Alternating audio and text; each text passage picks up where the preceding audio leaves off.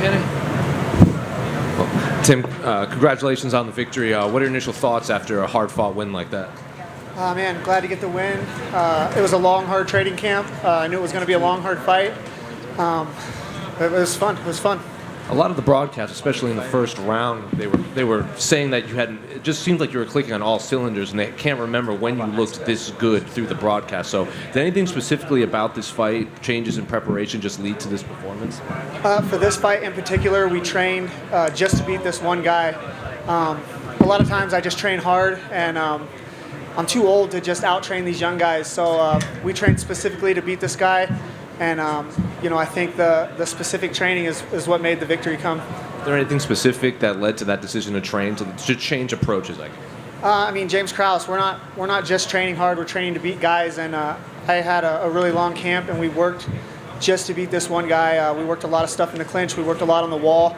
And there was no situation in this fight where we didn't train. I did a lot of back stuff. We knew he was going to be really grabby and really long. So, again, it was just a long training camp, but it was specific for this guy, and there was no surprises in this fight.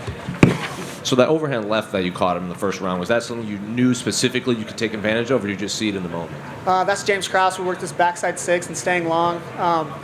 I felt like my hands weren't really working well for me. I felt like I was forcing things. But again, I have a great corner. I try to take myself out of the fight and just be a soldier and listen to my coaches. And I think my coaching corner and my fight IQ is what got me the win. And I have to ask, a lot was made on the broadcast. It looked like your fingers slipped into his gloves. It seemed like he was yelling at the referee about a glove grab. Did you notice that, or was that just an accident in there? Oh no, I grabbed his glove for sure. We're fighting. I'm grabbing everything that I can. The glove is part of the hand. You know what I mean? Like his hand is inside the glove. I'm trying to grab his hand, so the glove is there. You're not going to not grab the glove. Fine. I know. Is there in the state of this division? I think we're going to get the fourth fight between Figueiredo, Moreno, Kaikar, France, and has a big #1 contenders fight, I think, coming up. So, are there any specific names you want at this point in your career? Yeah, I want the guys who I was supposed to fight that backed out before this fight. Sue Majarji got hurt. Amir Albazi accepted a fight and then said he was hurt, and then I got videos of him sparring the next week. I want these guys that are accepting fights and then pulling out. I have two guys that have already accepted fights with me, and those are the two guys I would like next. There's a couple of knees that you got him with that were very, really close with him almost being grounded. Did you time that just perfectly? Did you get lucky, or were you even aware of whether his knee was down or not? I can't fight and referee both, so that's on the ref to do his job. I'm there to fight. Knees on the ground, knees in the head, wherever they come. I'm trying to knock them out. Obviously, I'm not trying to throw illegal shots, but you can't play that hanging out on one knee game, and I threw it and it was legal, so all's fair. When you talked about the specific approach to the fight just for him, did you find that as a nice change as opposed to just broadly training everything? Is that what you're hoping to do going forward? Yeah, man, I'm getting older. I used to just work like a dog, but I'm too old. I'm never going to be able to outwork guys like Brandon Moreno, these young guys. I'm going to have to train smarter, not harder.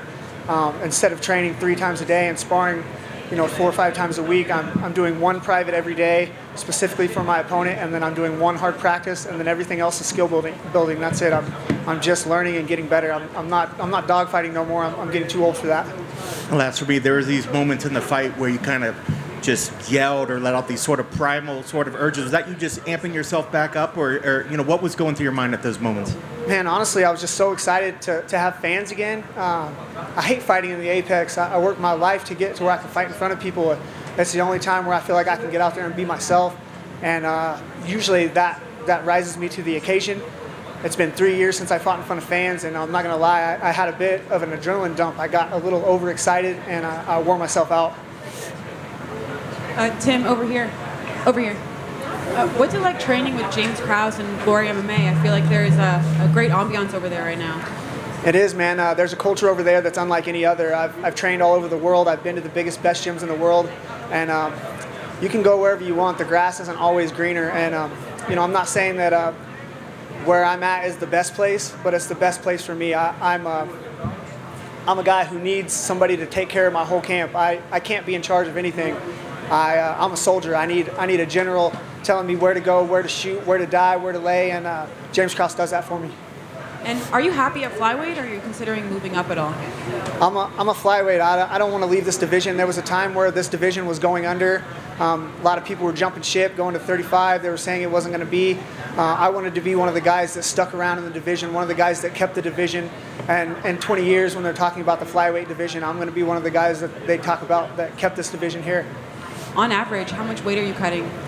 I cut less weight now. I diet down. I think the day before weigh-ins, I think we did a 5-pound sweat. That was it. Fantastic. Thank you, and congrats. Thank you. Hey, Tim, back here.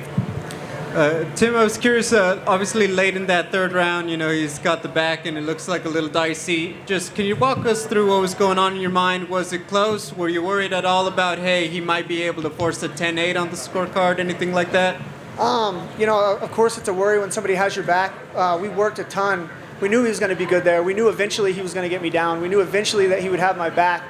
And I think without the specific training for this guy, I probably would have got finished there. We worked a ton from that position. And normally I would have been a little bit more panicked and trying to get out of there, but I had James in my ear telling me that I'm fine.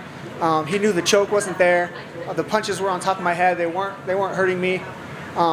Again, I lost my last fight because I wasn't urgent in the third, and that did cross my mind. But I was worried if I tried too much that maybe he could slip that choke in. So I just hung tough and waited out the clock.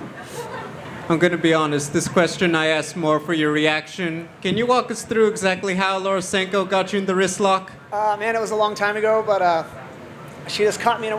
I don't know if you guys know this, but Lorosenko is a gangster. I cornered her in her first pro... She's an undefeated pro fighter. She's a really good grappler, and she's fucking mean. Like, if you get on the mat with her, she's mean, and she'll twist your stuff. So, yeah, I got caught up in her, you know, nethers, and she pulled my elbow, and she wrist locked me. It's been years and years ago, but yeah, she legit got me. Thank you. Tim, congrats on the win. You have guys like Dom Cruz, Ronnie Yaya in the game. Jose Aldo, you're right there getting your respect. What are the secrets to the longevity? How do you keep, stay relevant? I mean, I've been in the UFC since 2012, and the secret is finding a good team and a good coach and finding a place where you belong.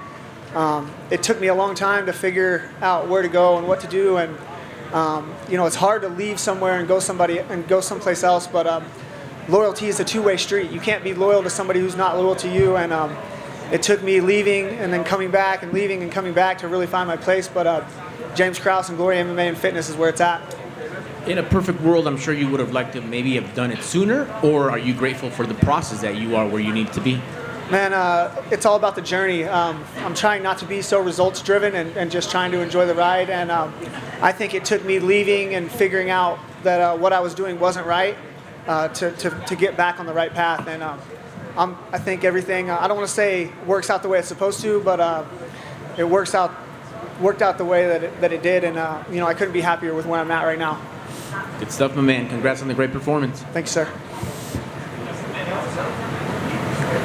Thank you, guys. I appreciate it.